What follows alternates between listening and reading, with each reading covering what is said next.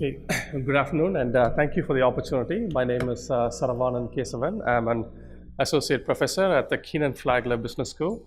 This project is joint work with Susan Lambert, who's a faculty at University of Chicago, and Joan Williams, who's a faculty in the UC Hastings College of Law, San Francisco.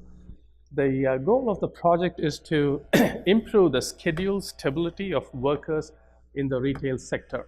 So we conducted a field experiment with the Gap, the apparel retailer, trying to figure out how improving the schedule stability impacts the worker welfare as well as the financial performance. The picture that you see on the left is taken from a New York Times article that appeared a couple of years back. It shows a picture of a single mother, Ms. Janet Navarro, with her young son. And Ms. Navarro actually worked for Starbucks as a part-time employee, earning about $9 an hour. This article talked about how the fluctuating hours that she experienced in Starbucks was causing chronic crisis in her life.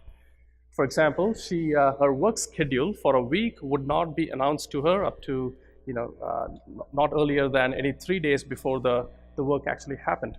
And this made it really hard for her to find childcare and in general caused work-life imbalance.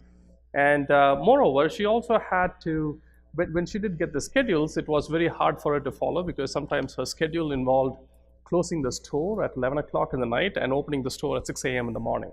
So this is dubbed clopening, and this kind of an erratic schedule that Ms. Navarro faced is not an exception, but many retail workers, especially the millions of part-time workers in the retail sector, actually faced. The situation is actually so dire that the government actually stepped in with several regulations. A few years back, New York Attorney General sued many retailers, including the Gap and the Target, for unfair labor practice. San Francisco, a couple of years back, introduced the Retail Workers' Bill of Rights, and many states are in the process of including, considering regulations that will curb this kind of erratic schedules.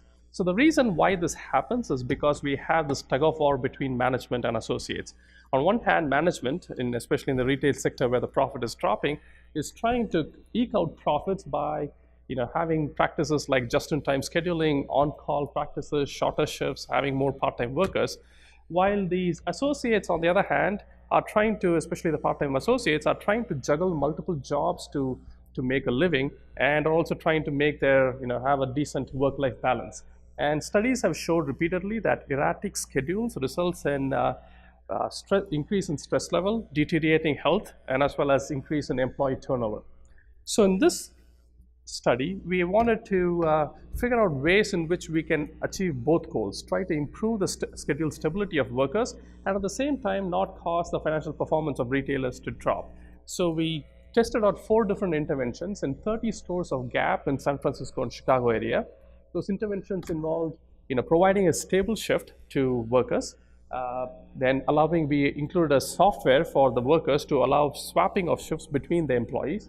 And we also identified hours in the store where there was understaffing and provided extra hours to the store manager. And this experiment was run for a 9-month period from November 2015 all the way till August 2016. We are in the process of analyzing the results, so I don't have too much to share except a couple of preliminary results.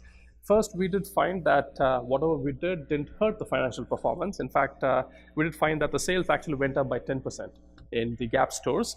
We also conducted a lot of interviews, and preliminary data suggests that the managers and the associates were both happy with the changes that we made.